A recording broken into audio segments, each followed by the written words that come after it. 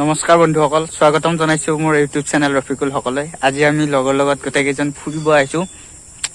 আজি 3 দিন মান হ'ল, মানে কি বহুত বৰষুণ দি আছে, তো মানে কি বানপানী হৈ গৈছে আমাৰ ইয়াত। বানপানী মানে এনেকুৱাকৈ হৈছে, নদীৰ মানে ভিতৰতহে মাথৰিত লাগিছে পানী।